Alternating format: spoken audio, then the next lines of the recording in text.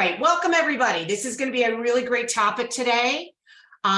We are going to get to the topic in just a moment with some great speakers. But first, I just want to, once again, as we have been in previous SDP Connects, promote our conference that is coming up in just a few weeks on December 2nd. We are having an SDP conference called, as you can see, it's above my head, Breaking Through Barriers, Advancing Self-Determination. If you are not currently on our mailing list, you can get on our mailing list to find out about our conference. But it is, it's in 23 days. That's freaking me out. We still have a bit of work to do on it, but I swear you're going to love it. The panels have really come together. We are the opening. We will get a greeting and a short welcome from Department of Developmental Services Director Nancy Bargeman, who has been a supporter for many years of DVU and of the self-determination program. We will then hear from a group of participants in the self-determination program who are going to be talking about how the program changed their lives. Then we are going to go into a set of 10 breakout sessions on a range of amazing topics, which I will tell you include, hold on, things like, except I can't move my document for some reason that is unclear to me, things like fixing, ensuring equity in the program based on race, ethnicity, disability, and where you live, breaking the barriers to building a spending plan, conversations about the HCBS settings rule, being the boss, self-advocates running their own self-determination program, ensuring consistent training for participants, family members, service coordinators. We're going to talk about following labor laws if you have staff. We're going to talk about the impact of the new directives on independent facilitators, communication as a right, getting traditional service providers excited about the program, fixing FMS frustrations, the new fairer hearing rules, accountability and oversight of the program. So we have so many different topics. We're going to have 20 different breakout sessions, and then we're having a closing panel of sort of leaders statewide in the program who are going to talk about where we go from here, knowing that we have a lot of barriers to overcome to make this program truly successful. And if you have not registered yet, you have time. However, I do want to tell you that our early bird special, which is $75 for people with disabilities and they're served by regional centers and their family members and their staff, their direct care staff, ends tonight at midnight. The cost goes up at 12 a.m. tonight. On November 10th, it goes up to $100 per person. And for professionals, the cost for you is also going up. So you need to register basically by midnight tonight if you want to take advantage of this lower rate.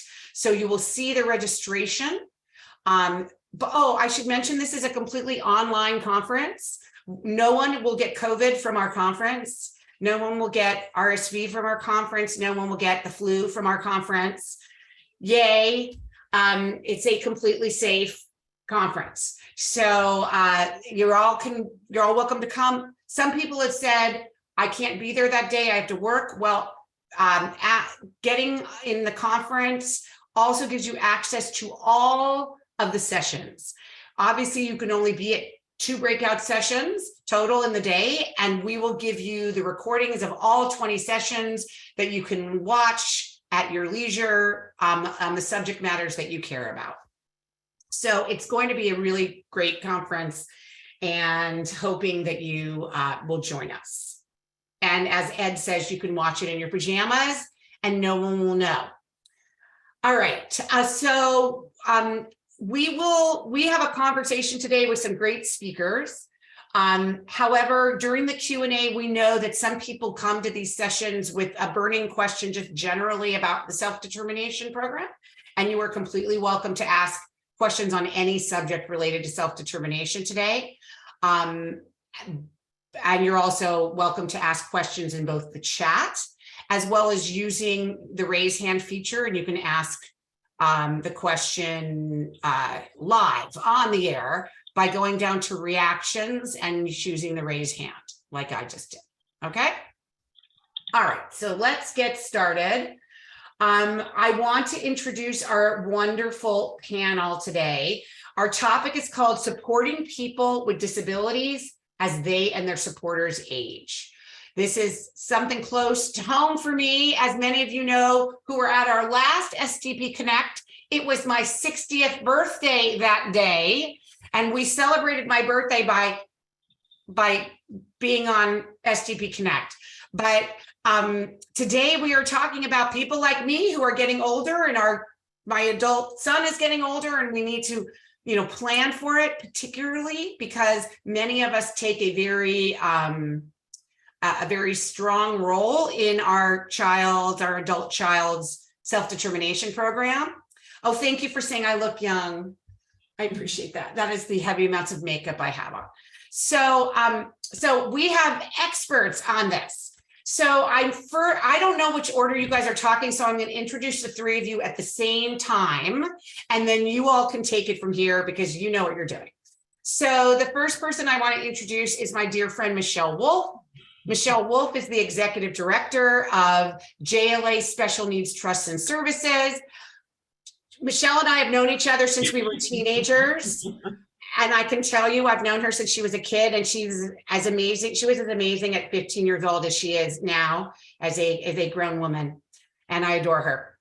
The second person I want to introduce is Lori Resnick. I have known Lori also for a very long time because our daughters went to preschool together, and they are now grown women.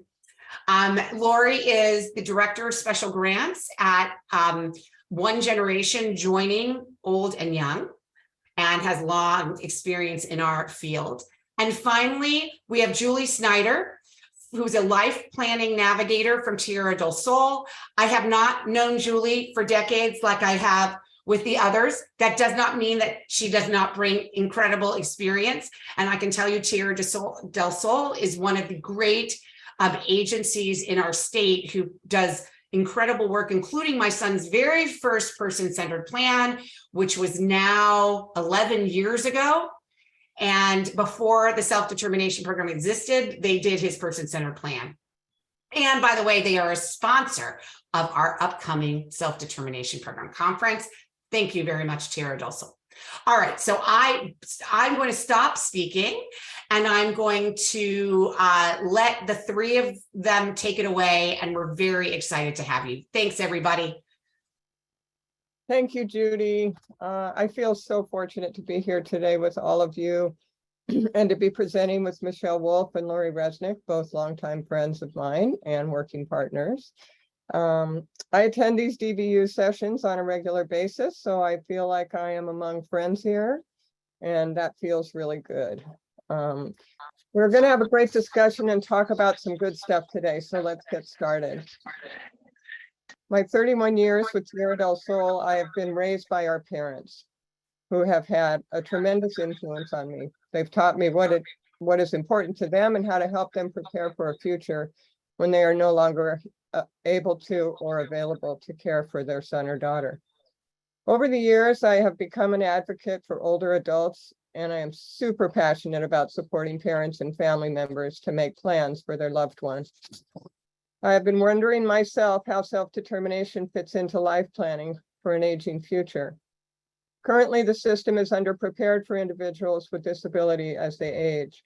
Planning for this session helped me to see all of the possibilities there are in using self-determination and how it allows for the flexibility that they need. Working within the system currently with the barriers to aging individuals,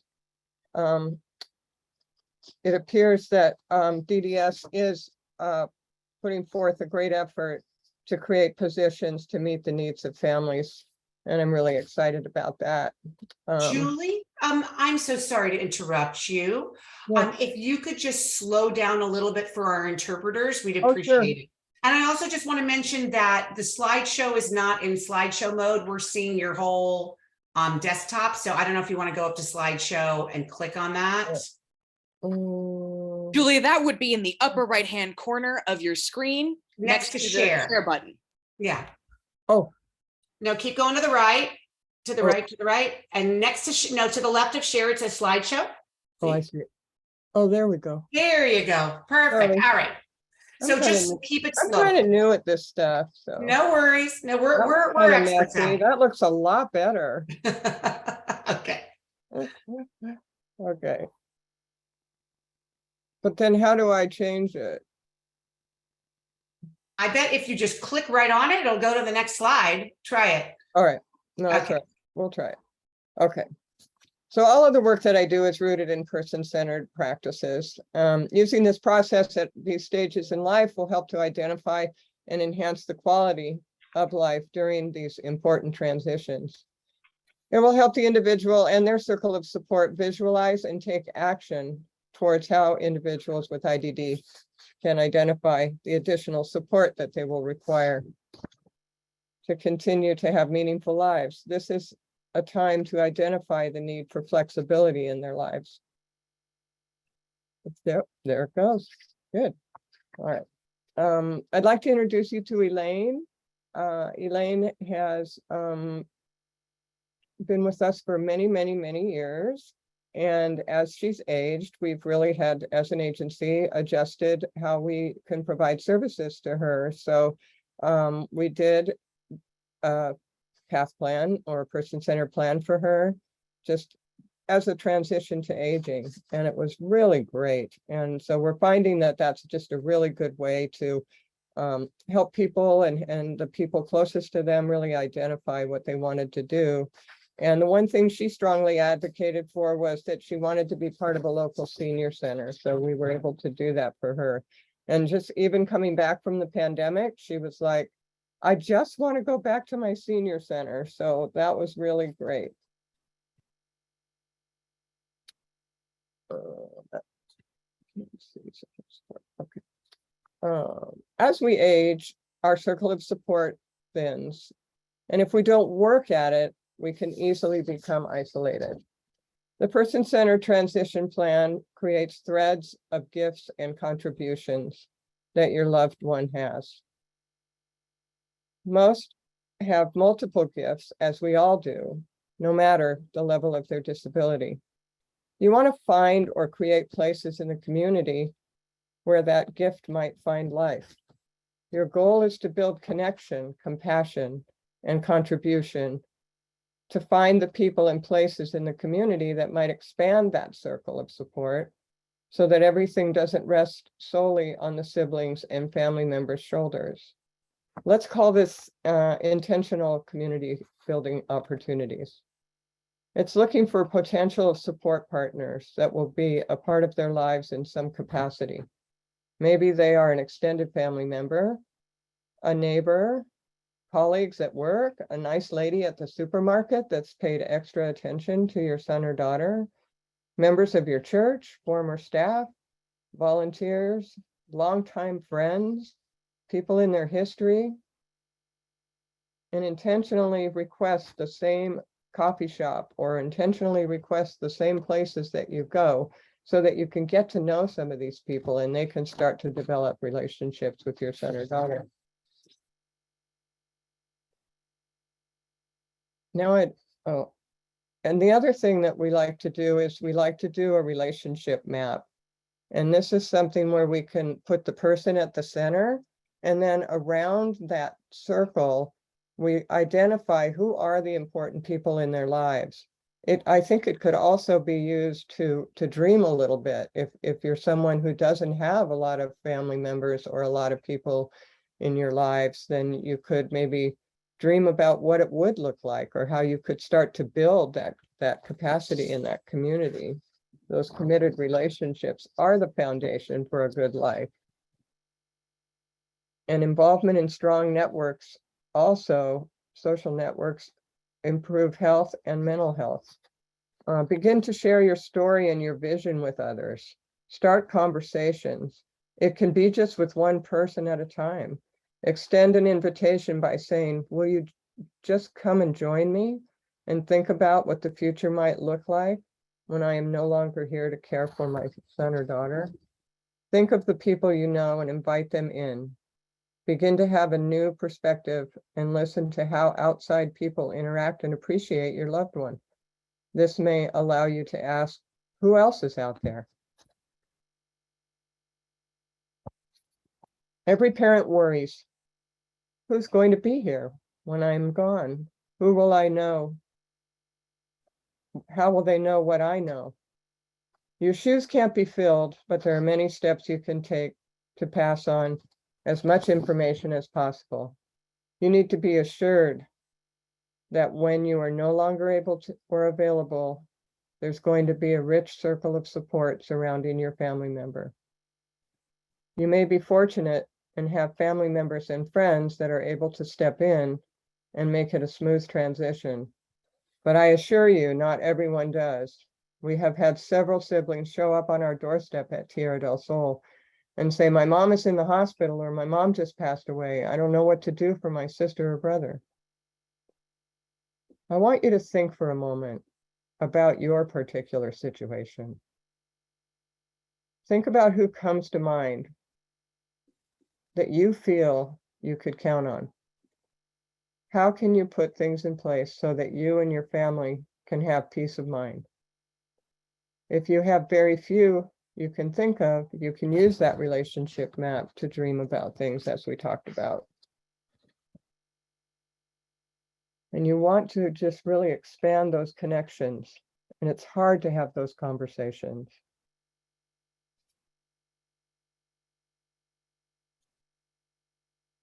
So for Tierra, we've always wanted to help our families to plan for the future. And so Tierra uses the Future is Now curriculum to help families and siblings go through a series of workshops where they can be together in a sensitive, supportive space to be able to dream and express their thoughts and fears and wishes for their loved one's future. The ultimate goal of this series is to work to create a letter of intent, which is a document that will basically create a roadmap that will hold all things that a parent knows about their loved one. And it identifies things such as future living options, relationships, all the little things you know about your loved one. Maybe they like to have a radio playing in the bathtub, or they have to watch Wheel of Fortune, or, all those little idiosyncrasies that only you know. It includes medical information and medication preferences. Completing this document really does give parents and family members such peace of mind. And I found a simple way to do it where I start at the top of their head and go down to their toes. And I just say, okay, where do they get their haircut? Do they see a neurologist? Do they go to the eye doctor? Do they wear glasses? Then your ears, do they have earwax? Do they wear hearing aids? What's their dental appointments like? And then just kind of going all the way down, it really helps you not avoid that really big process. So anyway, nationally, the number of adults with IDD age 60 and older is projected to double by 2030. We're also dealing with individuals with Down syndrome and Alzheimer's disease, which is a very critical thing that's going on right now that needs severe attention. It is critical that we all help individuals with IDD plan out what they would prefer to do as they age, along with how they would like to approach the end of their life. It's never too early to begin to think about this. We need to include them in all aspects and invite people that are invested in upholding the parents' wishes. It is vital to the circle to have trusted supports that will help your loved one have a valued life, one they choose. It is also important to think about advanced care directives, and end-of-life planning. I recently worked with a woman in her 40s to complete her advanced directive. I used the Stanford, California Advanced Healthcare Directive, which you can find on Google. this is a really great tool. It has pictures and descriptions and definitions, and it's just, I feel like it's a really important process, and really to include them. And this is just a great sample of people aging together. On the right, that's Daryl. She just was full of life, but as she got to be about 85, it was kind of hard for her to fit into the system and come to program from 8 to 2 and, you know, ride the bus every day. And so we were able to make a program for her that she got to go and feed the ducks and go to Denny's and get to make friends over there at Denny's when she had breakfast over there. And she got to take music therapy and, you know, just have a more leisurely lifestyle.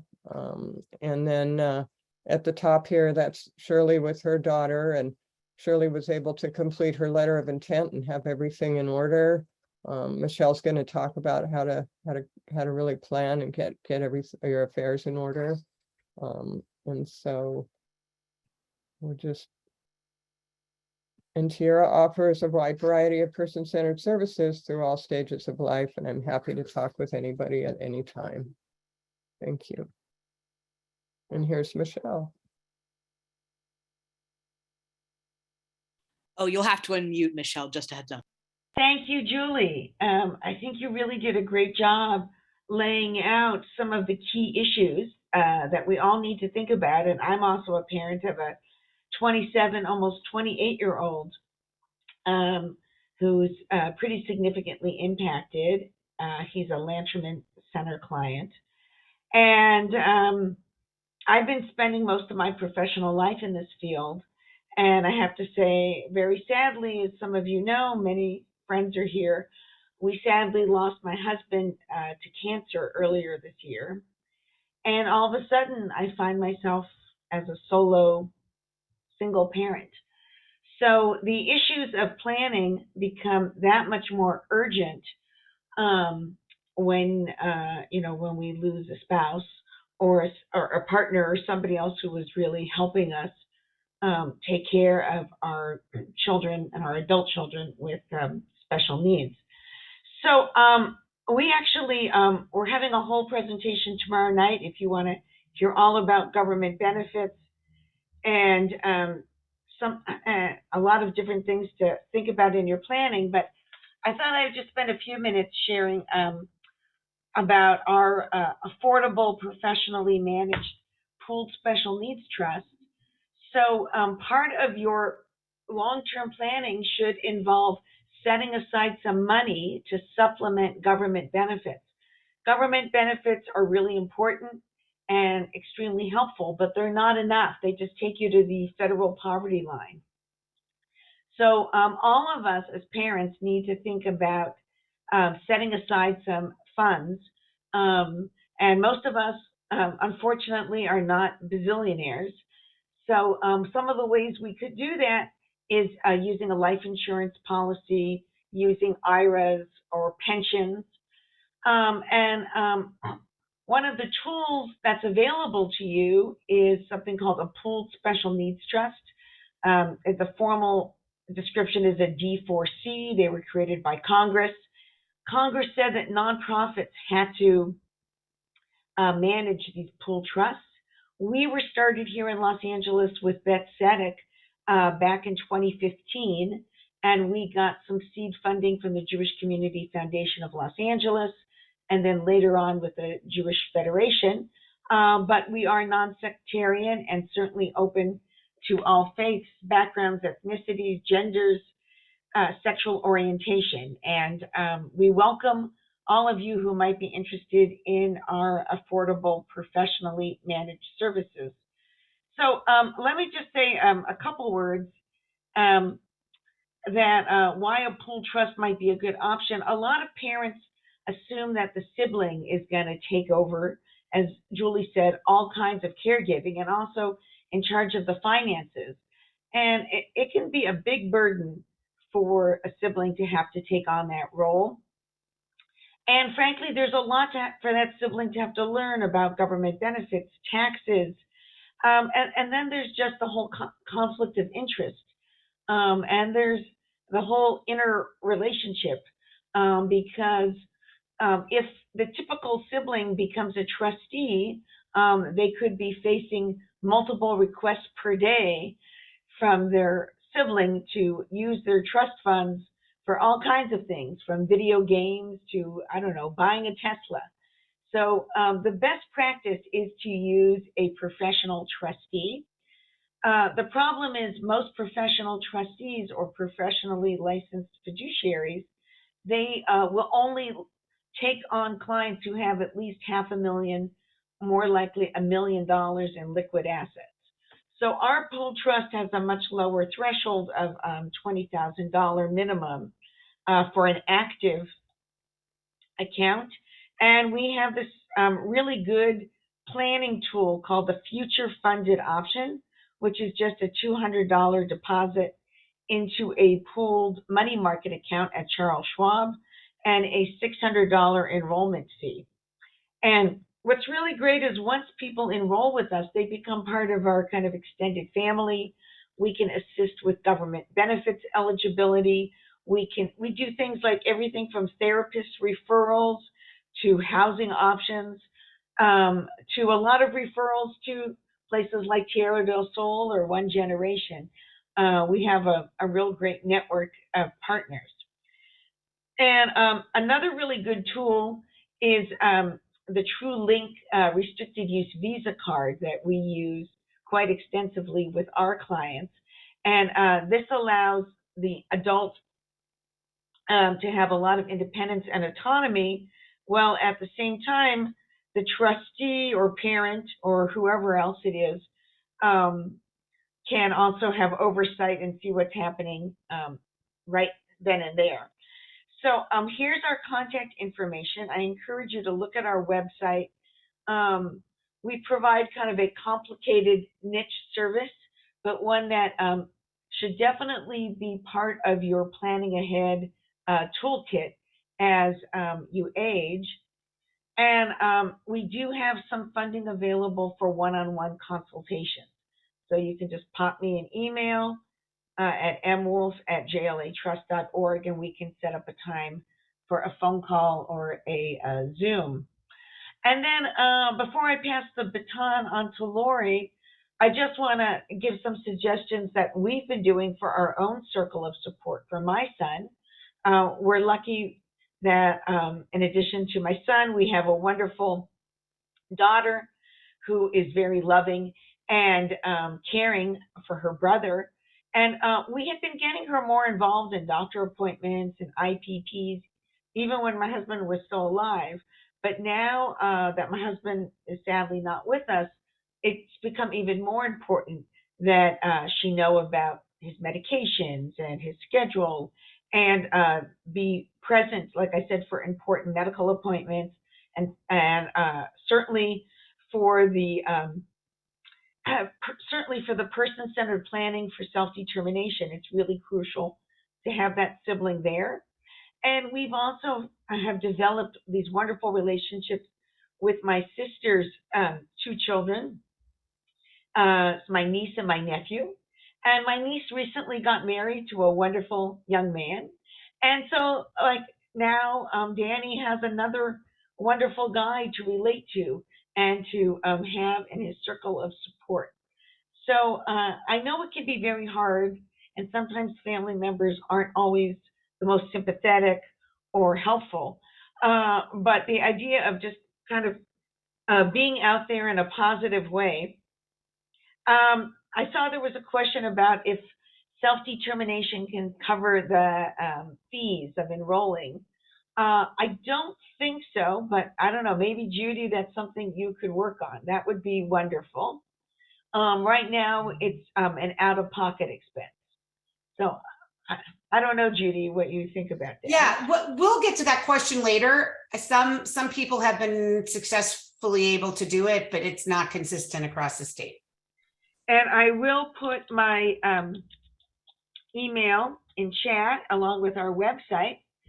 And then I'm going to turn it over to Lori.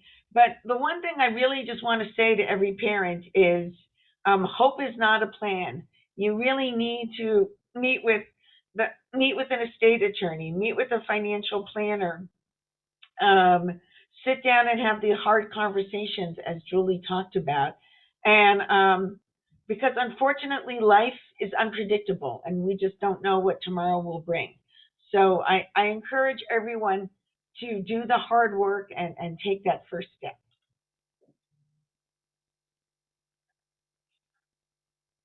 Okay, I guess I'm up. My name is Lori Resnick, and I oversee special grants at ONEgeneration. ONEgeneration is a multi-purpose senior center that is in the Valley. We have an active senior center for active older adults, and then we also is there a way I can not have the video directly on me? That is just seeing me in this big bold thing. So Lori, you're spotlighted, and because once you start sharing your screen, people are going to need to see you. Okay. So Okay. once you share your screen, it won't bother you that much. Okay, perfect. Okay. And then, you can also change your view at the top of your screen. Okay, because this is not my thing, but that's okay. I'll just keep going. I'll keep going. Change it to gallery view and you won't see yourself alone. That is a beautiful thing. Okay, there we go. I feel so much better right now seeing all of you and not my huge face staring at me, talking back to me. It's kind of creeping me out. Okay, so let's get started.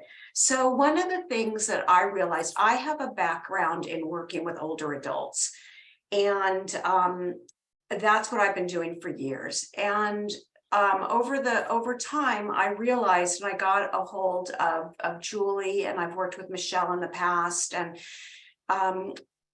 is that really, like most populations, those older adults with IDD are just completely overlooked.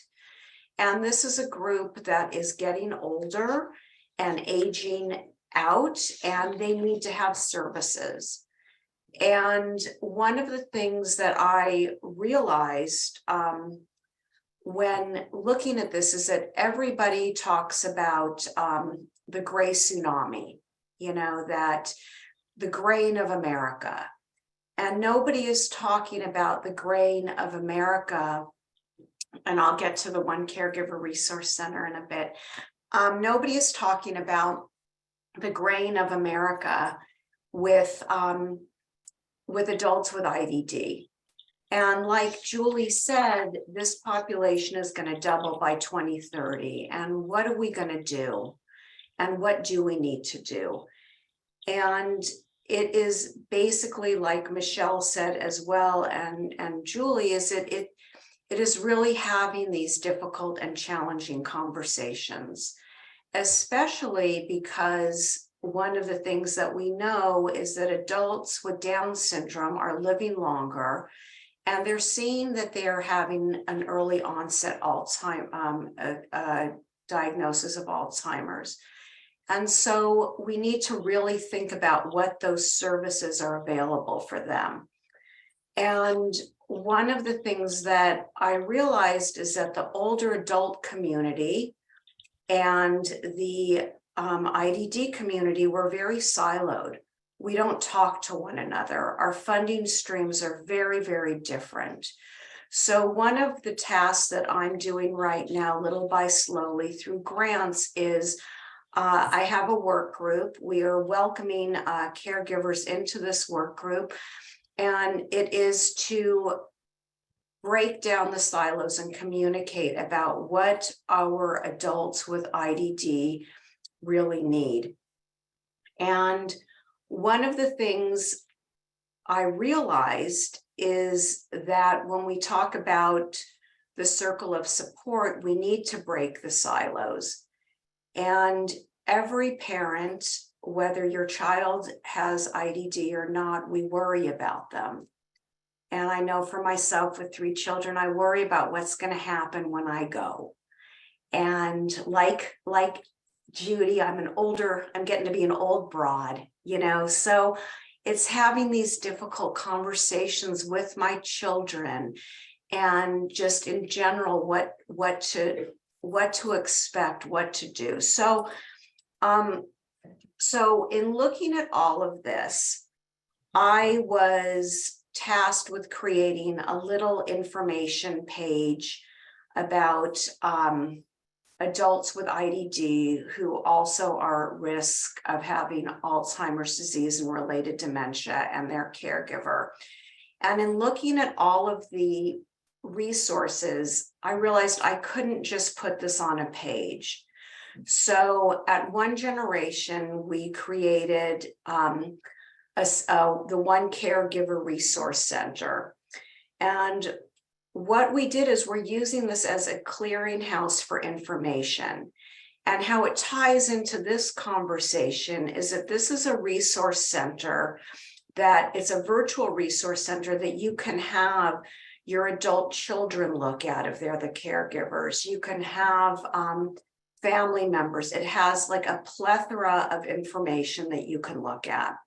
And what we decided to do is to make it a centralized platform for adults with intellectual and developmental disabilities who may be at risk of or living with Alzheimer's disease and related dementia. And I know that this is a really uncomfortable thing, especially as parents, to think about or talk about, because we don't want to think of our children having this. However, on the flip side, there's also pages on the website about how to communicate this with your children, because as we age, we're also at risk of getting Alzheimer's disease and related dementia. And oftentimes the caregiver becomes the client. So it's very complicated. And this is something that I'm really passionate about, and trying to create resources and safety nets to help not only the adult that is the caregiver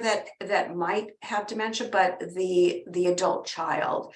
So if we go to the next slide real quick, I just wanted to talk about the Caregiver Resource Center. So this Caregiver Resource Center, and I'm going to share my screen and show you a little bit about it. We say the tagline, it's a centralized platform to support caregivers and adults with IDD and developmental disabilities who are at risk and their caregivers. So we have pages on a lot of different resources. If we go to the next page, the next slide. We have a page on healthy aging, what is dementia, dementia in adults with IDD, effective communication, advanced planning and end-of-life decisions, self-care and respite for caregivers, which is one of the things I think is also really important, that as as parents, we really need to learn to take care of ourselves. And it's really difficult because I think, as Julie said, nobody is going to love our children like we do.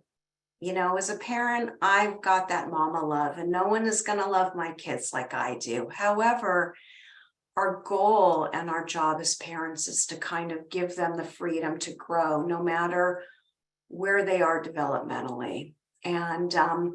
And there is, you know, a lot of resources on self-care. So I'm going to try to share my screen.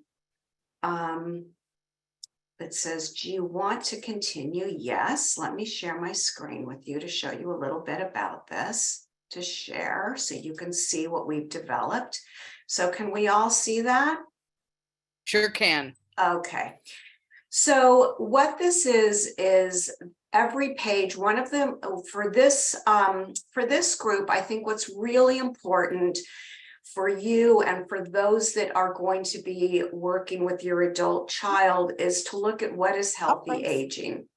So if we go to that page, this has a lot of resources, and basically people that have IDD, even though there's a higher probability in those with Down syndrome, researchers show that adults with IDD have the same chance of getting Alzheimer's disease as a typical population. However, because we work with doctors and who want to quickly label, that we really need to be mindful and educate our doctors that this is not somebody who might be forgetful. They could have a UTI. there's other things that are going on. So what the website has, we have a lot of educational videos. We have health promotion and aging adults with IDD. There's mobility and aging in adults with IDD, the role of polypharmacy. So these are all webinars that we have on this page. We have preventive health screenings that you can look at. We have, you know, I'm not going to go through everything, but we have Health Matters. What is a healthy brain? So I think we have healthy aging and Down syndrome. So I think it's really important for your adult child and for those that are looking after them to know that what is healthy aging. We have oral health. So I'm going to have this in the chat, but also show you, you know, so you can look at this yourself. Another page that I think is really important is effective communication about dementia. And this can be either for the adult child if they have Down syndrome that's getting dementia, or it could be for the parent who might have dementia to explain it to their child. We have a Let's Talk About Dementia page where it's really explained in a way that is in terms that a child, an adult child can understand. Let me go back. Jenny's diary is really really wonderful in explaining this as well. I just have to say my favorite is the Trinity College has these adorable videos of how can you include, how will I lose my memory when I get old? So we have that page also. And the other thing that I think is really important is we also have self-care for caregivers, and that, you know, family caregiving, as you know, is critical. You play a critical role in supporting the individual who has the intellectual or developmental disability, but it can be very time consuming. And, you know, caregivers, it's a long-term and time consuming and full-term responsibility. So we have lots of information here, the Center for Disease Control, Caring for Yourself. So it's a link here. What is respite care, family and friends, how you can incorporate them, your doctors and other healthcare providers. So basically the website is really a roadmap to healthy aging, aging with dementia, and also how you can really take care of yourself. We have the National Respite Network. We have the Family Caregiving Alliance. There's support groups that we have on here. And then also I would be remiss, because I know Michelle and Tierra del Sol are listed in this, is that we also have our Los Angeles resources here that we have, and this was put together through Weiss and Healthy Aging, and they got a grant from ACL as well. And they have, and this is on our homepage, and they have all the regional centers, family resource centers. It's a plethora of information that's local to Los Angeles. So I just wanted to share that with you. And I will put it in the chat, the One Caregiver Resource Center. And if you have any questions, you can feel free to reach out to me. I'll put my contact information in the chat as well. Thank you so much, Julie, Michelle, and Lori. That was a phenomenal presentation.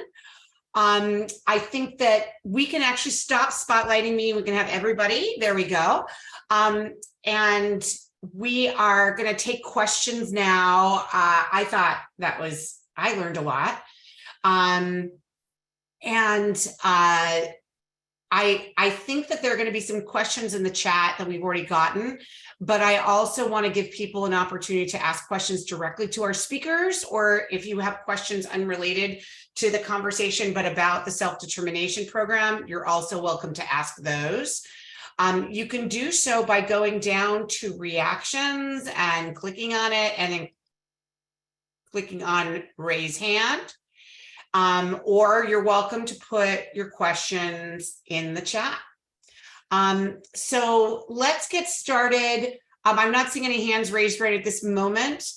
Ed, so why don't we start with any questions that you're seeing in the chat right now? And I have a few of my own, but I'll save them and let others go first. Certainly, we have a bit of a slow start. So I only have a couple questions right now. Just a reminder, folks, that you can put them in the chat, or as Judy said, raise your hand. Our first one is from Carla. And Carla asks, can people pay the fees to create a trust using the SDP budget? Yeah, so I see that somebody, Christiana, said that they have been able to do it, and I've seen this question come. Actually, I didn't respond. A regional center just asked me about it, and I need to respond to that. So it is true, Carla, that there's no consistency across the state in these kinds of things.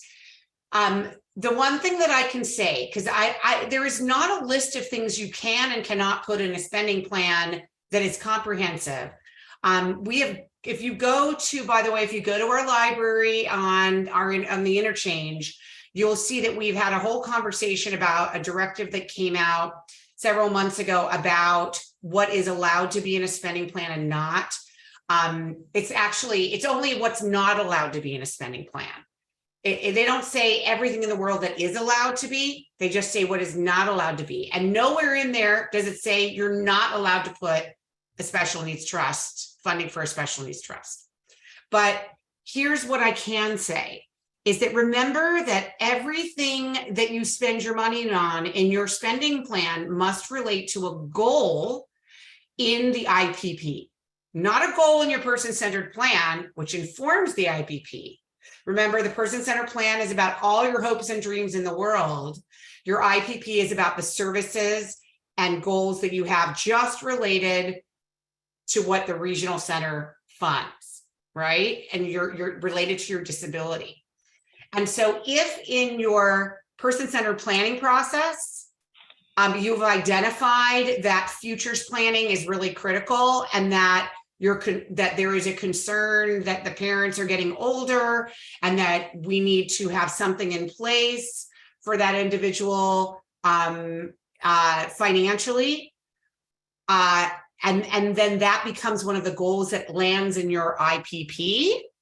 I think it is very reasonable to then say, okay, in the spending plan, we are going to put the expenses that are related to that goal. But if you have a child who is 12 and you're kind of young parents and kind of futures planning is not even discussed at the at the person-centered plan, I think it's going to be a stretch for you to get that in your spending plan. So as I've said many times, it is all about it all has to originate in your person-centered planning process. You shouldn't go into the person-centered plan knowing, you know what we got to make sure comes out of this is paying for a special needs trust. Like, that's not the way person-centered planning works. Person-centered planning is the person is at the center and they're identifying with the support of their circle what their goals and their hopes and their dreams are for their future. And if it's identified in that process, I'm really worried about what happens to me when my parents die. I mean, obviously not everybody can say that, but it certainly can be identified by the parents. Then that certainly is a reasonable thing to request. And I'm wondering, Julie, if you want to add anything to that.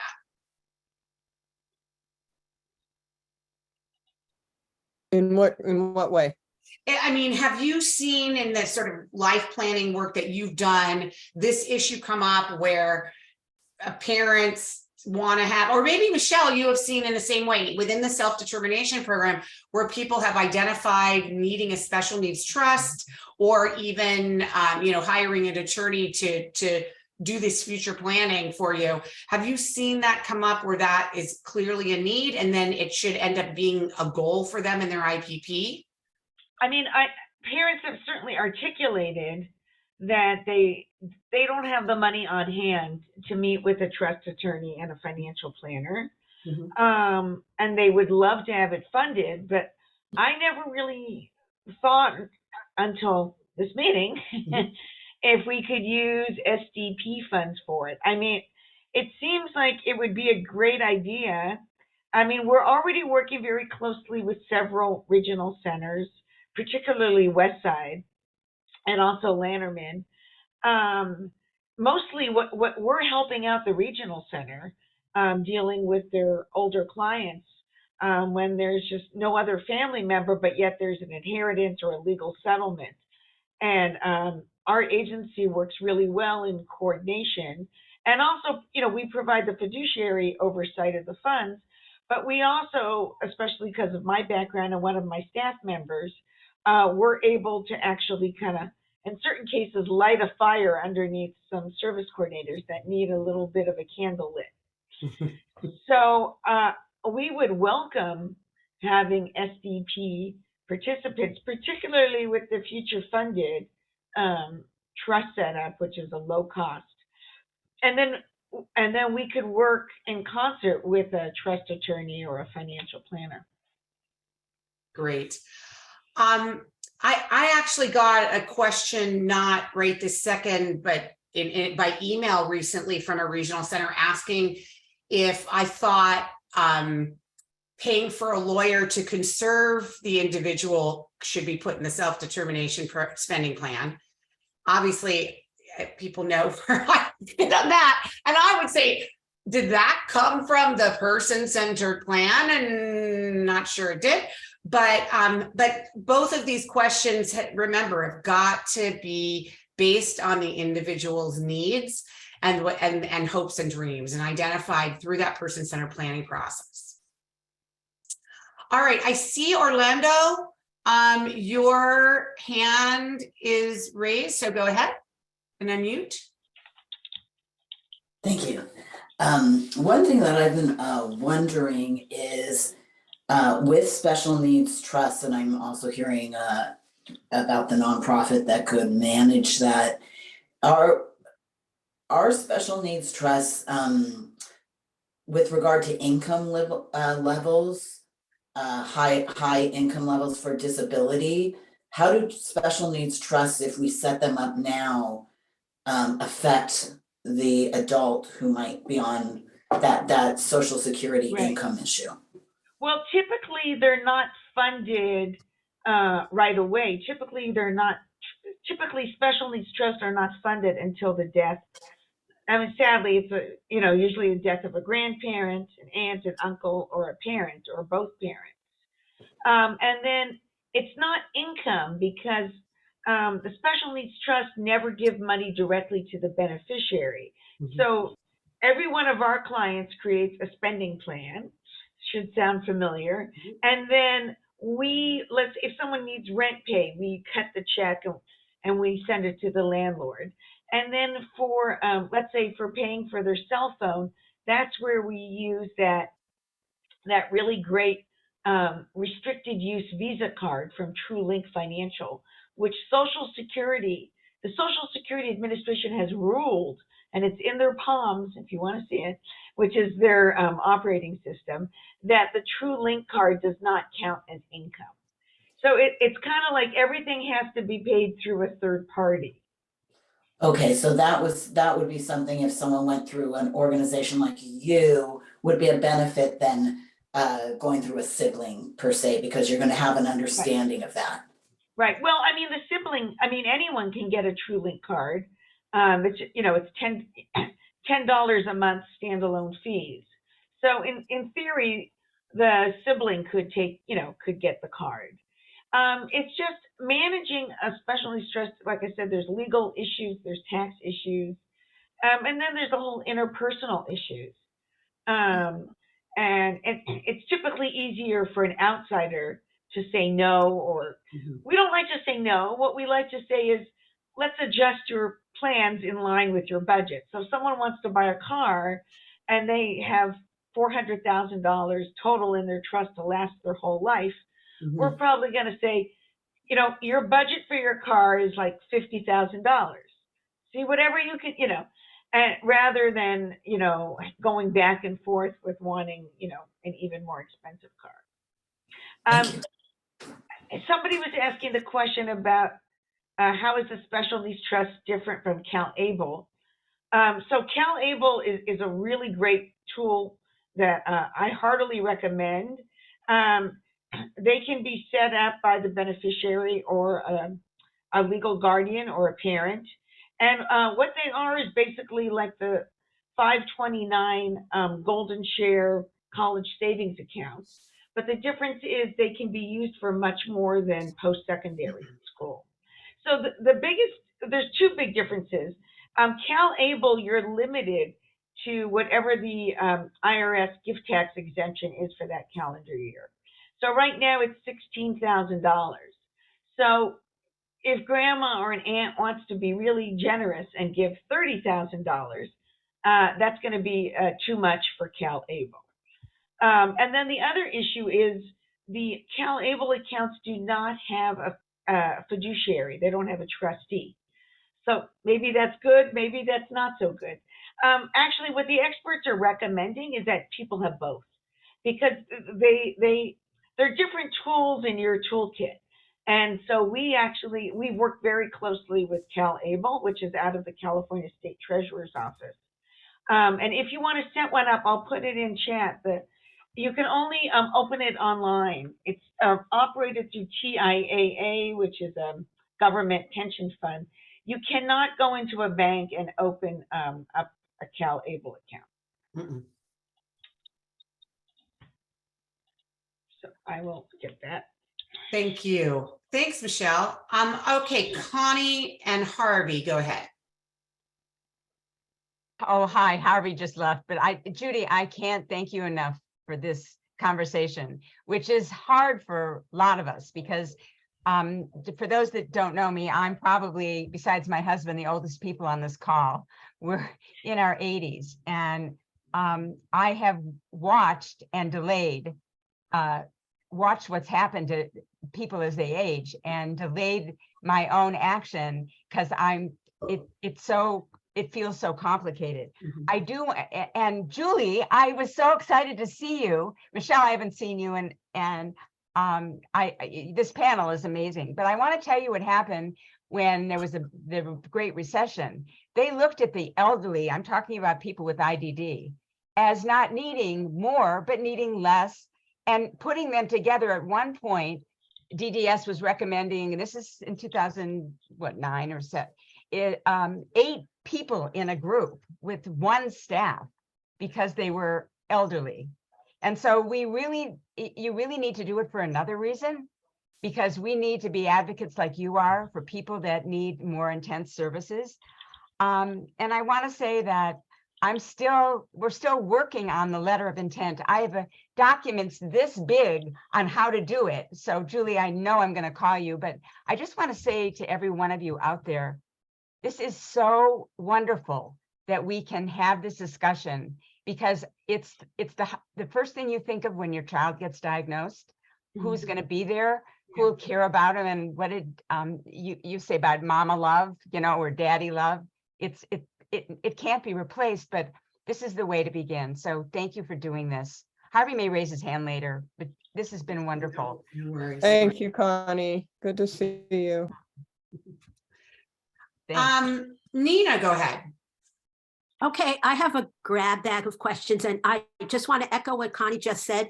This is so great. This is great on so many levels. And I'm also super old, but it would have been great even like 20 years ago. So just the idea of having to think about these issues and going back to one of my questions relates to that very first question of SDP and coverage. I just am wondering, what about coverage? I'm not talking now about getting help setting up a special needs trust, but just the kind of life planning services that Julie is talking about, like help revising your person-centered plan, to growing the circle of support, like growing and nurturing your circle of support as people who are in it die, and other things. So that's kind of like, it's like I just am wondering, is that something covered, is anybody, is that covered by the codes? It seems like it's probably Oh, arguably, yeah. right? Yeah, absolutely. Julie, have you ever been part of that? No, actually, I haven't, and I think it's something that we should definitely get out there. That's really, really great if they would cover that. Absolutely. So, in fact, we have that in it. We don't really call it growing my son's circle of support, but that is the intent of it, to create a network for him of people that are unpaid. Because the key thing about your circle of support is that it really should mostly contain people who are not paid to be in the person's life. Because if somebody's paid, they can quit anytime. Right. And so you need friends, you need family, you need peers of the same age, not mommy's old age, but my son's age or around his age, to be in his life so that I don't have to worry about him. And also to make things incredibly clear of what's going to happen after you die. I mean, that is the one thing that I urge people to do, is to start talking now, hopefully well before you're going to pass away, to start talking now to everyone involved in the person's life. We actually, you should know, and I don't know if everybody does this, but in our will, which is different than our trust, but in our will, we have a circle of support that we've already written. We call it Joshua's Advisory Committee. And we have written it into our will. Now, the problem is we have not updated it. And some of the people in that advisory committee we dislike now, so we want them out, or they have died. So that becomes a problem. So you have to remember, because it's part of your will, to constantly be updating, or at least put in a clause that says, this can be changed by the trustee or whatever. So I would really recommend that. And you can absolutely, who's great to do this are independent facilitators. That can be one of their roles once you're already in the program, to help you build up what's called natural supports, which are people in your life who you're not paying to be in your life, neighbors, coworkers, friends, family, who can be part of your life, to be there in good times and in hard times. So Yeah. do you have more questions, Nina? I do. Okay, go right ahead. I don't want to hog, the Okay, ask spotlight. one more, and then we're going to go to the chat, and then we can come back later. Okay. Okay, so this is really sort of directed towards Michelle. So when somebody comes to you with a jumble of everything, all of these things, like benefits, jumble on special needs trusts and every other thing, and you kind of don't believe how much you've maybe messed everything up. Can somebody come to you and just say, here is the mess I seem to have made, and will you help with that? Is it just to help? Just unfortunately, we don't have the staff to do that, and basically we do a lot of referrals out.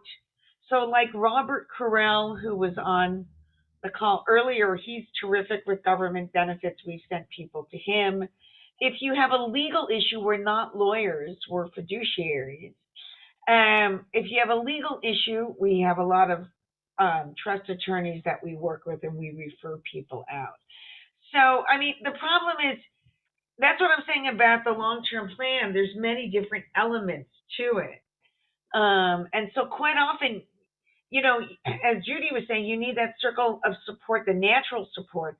But at some point for the planning, you really do need, especially if there's some assets, you're going to need some professionals. You're going to need a circle of professionals as well. Thank you. All right, we'll come back to you, Nina, if you have another question after.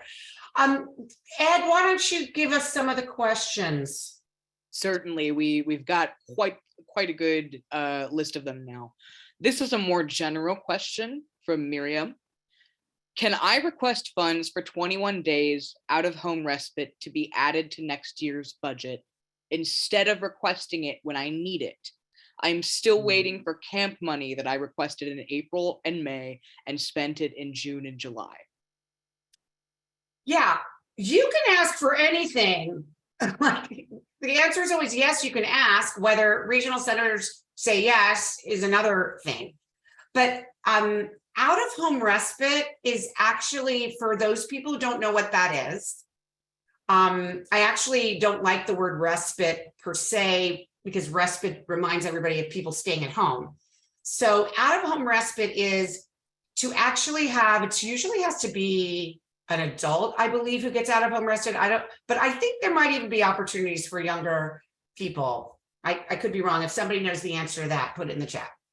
But out of home respite is to be able to have the individual served by the regional center go stay at you. Sometimes it's a group home. Carla's saying it's for all ages. Sometimes it's a group home. Sometimes it's a family that is like a family home agency. There's different kinds of places that this individual could stay. It can be for a week. It can even be for a month. And what it does, particularly when there's an individual served by a regional center who doesn't sleep very much, or maybe the parent or the primary caregiver is having surgery or has had, you know, to have some health issues, and they need to have that person out of their home so that they can get rest or that they can get recuperation. That is what out of home respite is. Many people do not know it exists, or maybe they've asked for it and have a hard time getting it from their regional center. But it is absolutely a tool. They actually use it among what they call the safety net. So the safety net is a series of services and actually places to live for people who are in crisis or who have really significant needs. And that safety net means that it catches them when no one else can catch them, right? And so that is part of the complement of services that people can get as part of the safety net. So if you were in this situation, usually out of home respite is something that you can ask for in advance, but not sort of generally. It usually comes because somebody is in crisis, or let's say you have a planned surgery, you know, you're having, or maybe one of the parents have a cancer diagnosis. And so, you know, that you'll be doing chemo 3 months later. So you need to have sort of a reason to ask for it. But that's not the full, I mean, I know people who've gotten it because they get no sleep because their child is up all night. And so they just say, you know, I need this like 1 week every 3 months to catch up on my sleep. So you kind of need to make a case for it. It can't just be a general, I just want to add this service to my budget. You have to make a case for need. Hope that helps. Well, let's ask one more question for the chat, and then I'm going to go to Lourdes. Sure. We have another question from Nia. This is unrelated, but about the self-determination program. Can financial management services pay a higher rate to personal assistance if it's specified in the spending plan? Thank you. Okay, there are no rates in the self-determination program. Let me say that again. There are no rates in the self-determination program.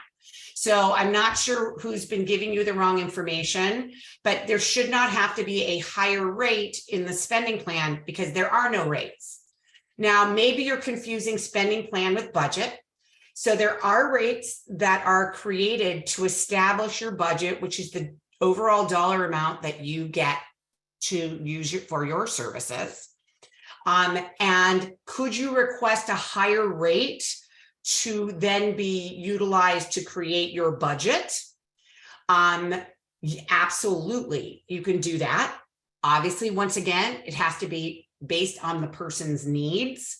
If you're saying that the rate that is the general rate of, so let's say what you're talking about is you have a general personal assistant, which is, you know, often close to minimum wage worker. And what you're saying is that my child needs a higher level of care because maybe they have some challenges that require someone to be paid more. You could certainly make that case that in the traditional system, they might be using a behaviorist. They might be using what's called behavioral respite or some kind of other higher paid service. you will have to make that case, but you do it in the traditional system and not in the, has nothing to do with your spending plan. So I hope I explained that clearly. And if the person who asked it is still confused, please put that in.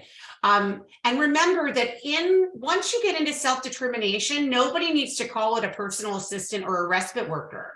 Those are disability words. Those are regional center bureaucratic words. They're not words that we use in the real world. And so we don't call any of the people who work with my son a respite worker or a personal assistant. We just call them support staff. These are people who support staff who support my son to meet his goals. And so don't feel you need to be tied to that word when you move into self-determination and create your spending plan. And Judy, pursuant to that, I know we're moving on. This is to follow up on a question we've just asked. Someone just asked anonymously. So when I fully join the SDP, I can't use out-of-home respite monthly like I do now in the traditional model, or could they? It's just you'd have to make a case for it. Yeah. Okay. So once again, the budget is created based on what you've spent in the last 12 months. And what you've spent in the last 12 months obviously includes the regional center has determined that the need is there for 1 week a month of out-of-home respite. And so that money will go into your budget. You do not have to use that money for that out-of-home respite for that same service. You can do something else. You can hire a person to come into your home to stay 24/7 for a week, and you go to Barbados. So that is how you can use it. Your child does not have to leave your home because you don't have to call it anything. It doesn't have to be called out-of-home respite. Remember, there's the services that create your budget and then the services you put in your spending plan. So the question is then, I'm not sure how this person came in muted, but I'm muting them. The question is, can you send your child on a regular basis to an out-of-home respite place and still be in the self-determination program? So that's a very different question. And that question more is about the fact that people in the self-determination program must be fully integrated into the community for all of the services that they have.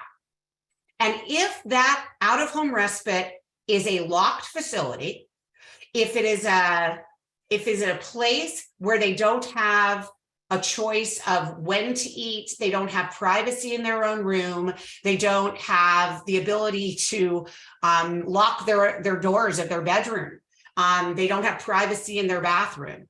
Those do not meet the requirements of the new rule that, by the way, is going into effect on March 17th, 2023.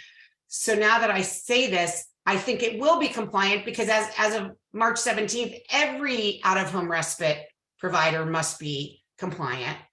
But that's the question, is that this person, when they go to stay at this place, has still got to be able to have access to the community, be able to go where they want to go, have their own choices of what they're doing. So yes, they can go somewhere once a week if they want to, but it doesn't have to be with a traditional service provider. You can have a very different life. All right, Lourdes. Go ahead, Lourdes. So I'm going to go back in the question of 21 days out of home respite. So I found that there is year-round respite programs that take kids to Disneyland, and that they're up north. They're not in Los Angeles area, but what they do is you pay as parent, you pay the differential because they have a rate for what regional center will do versus what the real cost of it. When you are requesting it as social recreation, are you allowed to request the full rate or what they had negotiated previously with another regional center?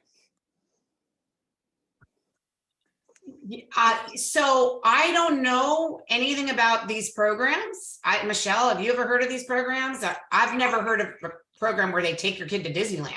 I never. You know, I have heard there's a program in Orange County, I think, that does that as well. But they're That you typically live with them and they do these things. I mean, I know about a bunch of travel programs. Right. So that's different than an out-of-home respite program because there's some great travel programs, everybody out there. They're expensive. They tend to be quite expensive. Very, very expensive. Right. It is not a frugal way to use your funding. All right, let's move. Ed, go ahead. We have a few minutes left, so go ahead. Certainly. So our next question is from Debbie. Are all three of these services more applicable to Southern California, or do they cover all of California, other states, etc.? Does Julie, for example, offer life planning services in other regions? I'll take that one. For me and the services that we provide, no, we're not specific to California. We can provide services anywhere because the pandemic has shown us that we can do everything on Zoom, so it'll work. So in the past, we've done group sessions and the group sessions are very nice because the parents can support each other and share each other's stories and really relate to each other so much. Or it can be done individual, either way. So throughout the year, I might have like a couple of sessions that people can join. So for me, that's my answer. Michelle, what about you? Do you work across the state of California or in other states as well, or?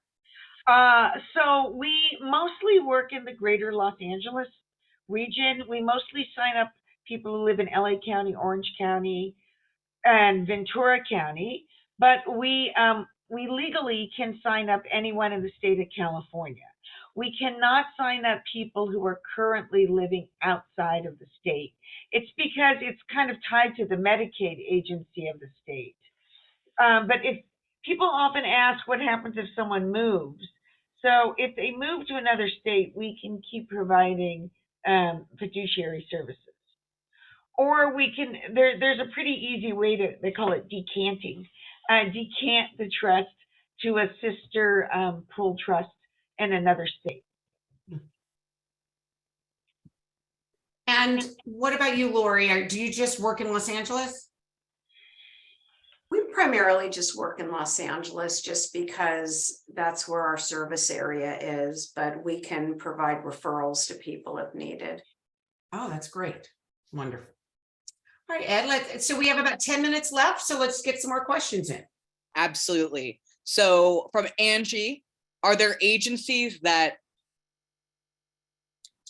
Angie, this appears to be missing a couple words, so please pop in the chat if my paraphrase is not accurate to what you're asking. Are there agencies that execute special needs trusts or other special needs services if the family, if the person being supported doesn't have any family or relatives to rely on, especially if this is an immigrant family? Yeah, that's exactly what we do. And I see there's some questions in Spanish. We have a pretty extensive Spanish section of our website with the legal terms translated, I think, in a pretty clear way. So I'll put our Spanish link up. But that's exactly what we do, and we don't. We're able to enroll anybody regardless of immigration status. Great. In fact, speaking of the Spanish questions in the chat, do we have the translation of any of them, Ed? The most recent Spanish question just came through. We do have a question from Cecilia Ortiz asking, can you write down the name of the card? And the card I believe that people were referring to, Cecilia, is TrueLink. And I've just typed that in the chat. Great. And I just want to add that on the One Caregiver Resource Center, there's several languages you can just click on top and it just translates. It's probably not the best translation because it's probably from Google Translate, but it does translate. I think we have Tagalog, Spanish, and a few other languages that are on there. Thank you, Lori. Next up, we have a question from Melissa. One-time expenses seem to be a common topic or problem or discussion since many people are starting year 2, and just to note, some people are starting even year 3. Should the year 2 budget be reduced due to one-time expenses in your spending plan? Or is the reduction coming into play due to one-time expenses in your budget? So once again, yes, so it has to do with your budget, not your spending plan. So, but an argument can be made that it is in both. So for example, let's say you have in your budget money to enlarge the doorway of your bathroom in order to get a wheelchair inside. That is something that would be considered a one-time expense in your budget because you only need money to do that once. You put it in your budget, you've enlarged your doorway, and that money will not be in your budget the next year unless you make a case that you have to enlarge a different doorway, okay? Or you have other needs. But sometimes that one-time expense that goes into your budget are things like, my son is in crisis, so we need out-of-home respite for 4 weeks. And then you can come back the next year and make the case that was very important. We need that respite again. And so that money goes back into your budget. So a lot of these one-time expenses that end up in your budget may be pulled out. Now, if in your budget, you have a certain amount of money for, let's say, behavioral therapy, but you end up not using it for behavioral therapy. You use it to buy an iPad that is used to communicate because that addresses your behavioral goals. Because if you communicate, usually it means you're much happier. So if that is the case, regional centers, they really can't make the argument that, oh, well, you bought the iPad, so therefore we're pulling the iPad money out, because that iPad is in there to address your IPP goals. You have to go back to your IPP and say, are there still behavioral goals in the IPP? Is that addressed by behavioral therapy? Yes. And therefore, then you have that money in your budget and you have to be able to tie the expenses in your spending plan to that behavioral goal. So maybe you've now solved the problem of needing an iPad, but there are additional communication problems, like maybe you want to do training of the staff on how to support the individual on using the iPad. Or maybe you need an iPad at school and at home, or an iPad at work and at home. So these are the same goals. That there's no right or wrong for most things. There are certain things, honestly, that cannot go into a spending plan at all, ever. And that we've gone over that in previous meetings. And there's a list of those things. But and that includes your rent, it includes buying a car, it includes leasing a car, it includes general upgrades to your car and home unrelated to your disability. So there are lots of things in there that you cannot do. And you cannot buy tickets to Disneyland. So stop asking, it's already in there. No tickets to Disneyland or one-time sort of social events that are unrelated to your disability. We lost that battle, everybody. But remember that everything else is still on the table. You just have to make a really solid case. So I'm going to stop, and if we have time for another question, we will take it. But I wanted to give Monica on our staff a minute, because she's been getting some private messaging about our conference, and she wants to talk about a couple of things. Are you able to unmute, No, I. Okay, there you go. All righty, thank you. And I do appreciate the messages. So thank you folks who publicly and privately messaged me. The reminder, yes, today is the last day for early bird registration. But I want to give a little follow-up for the folks who are purchasing or have purchased tickets that are either regional center funded or you're an SDP participant and they're going to be FMS funded. The question is regarding what kind of proof do I need so that I have access to the conference? So I've received a lot of different kind of proof. On the regional center side of things, I've received direct emails from service coordinators saying it will be funded, guaranteed. Simple as that. You forward that to me from your service coordinator. I will send you a confirmation email saying it's done.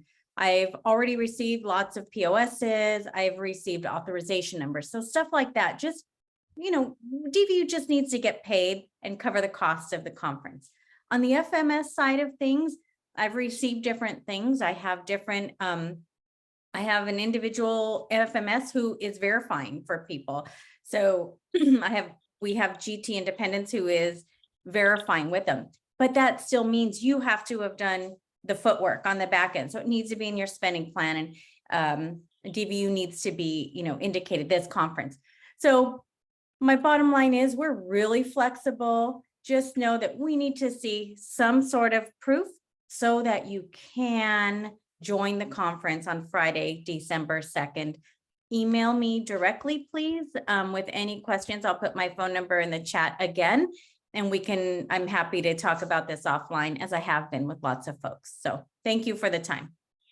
And I forgot to mention when you started talking, Monica, that if you're a client of Regional Center of Orange County, Valley Mountain Regional Center, or Redwood Coast Regional Center, your local advisory committees are paying for your registration.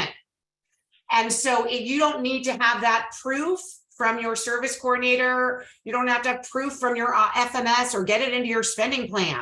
It's super awesome. So all you need to do is when you register, just say you're from one of those 3 regional centers. And we hope that other regional centers will join that list. The local advisory committees need to vote to do that. Thank you, Tim Jin. And we are, you know, but we know for sure these 3 regional centers. Okay, we only have 1 minute. And so Beth, is this question related to the conference? Go ahead and unmute. Yeah, I just wanted to make the comment that Regional Center Orange County just sent something out on their mail list this afternoon about it to their clientele. And since today's the last day for early registration and they just sent it today, you're likely to get some confused people. Yeah, so just FYI, for those 3 regional centers that are paying for everyone, we're going to let them have the early bird registration till the end because of their generosity. So don't stress. Yes, we want you to register, but don't stress that the price is going to go up if you're from one of those 3 regional centers. And it is 6 o'clock and we are losing our interpreters, but Judy Wayne, do you have a quick question about the conference? Yes. Hi. Can you hear me? Yes. Judy Wayne. Okay. Yeah. So this morning, yeah, I saw that. Judy, thank you so much for sending that email. I actually have about a day late and seeing that email. So I'm Regional Center East Bay, Northern California. And I reached out to the service coordinator for my son. And there was a slight delay in her figuring out how to approach this. And so she ended up sending me a vendor application, asked me to go ahead and complete the registration, early bird registration, make payment, and then they said that they can pay me back for reimburse me, because typically a POS takes a minimum of 2 days. So that was verified with her supervisor, saying that there's no way they can knock out a POS same day notice. It's just way too short. So I just wanted to confirm what they're telling me is accurate, that first of all, so Judy, so Judy, we are about to lose our interpreters. Oh, okay. So what I encourage you to do, we'll stay on for just a moment to make sure that you see the chat. Please just contact Monica directly and she'll take care of you. Okay. But go ahead and register today. And as long as you're registered today, you've locked in the early bird rate.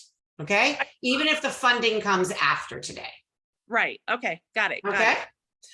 All right, everybody. So Monica's email address is in the chat. I want to thank my friends, Michelle and Lori and Julie. Thank you so much. I learned a whole lot. I was taking lots of notes, texting my husband, you should be listening to this. And what we know is we still have a lot of work to do, and we really, really appreciate it. And thank you to everybody for joining us today. And we look forward to seeing you all very, very soon.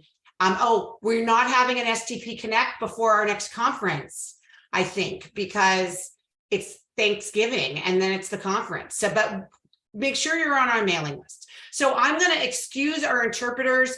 Ed, keep open the meeting chat for just a few minutes while people depart.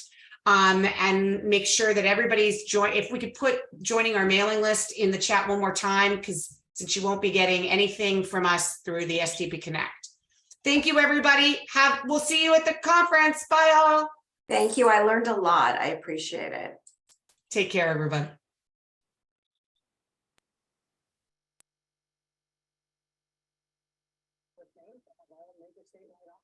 Susan, the conference is from 8:30 to 4:30 on December 2nd. It is virtual, so it will be entirely through an app. All right.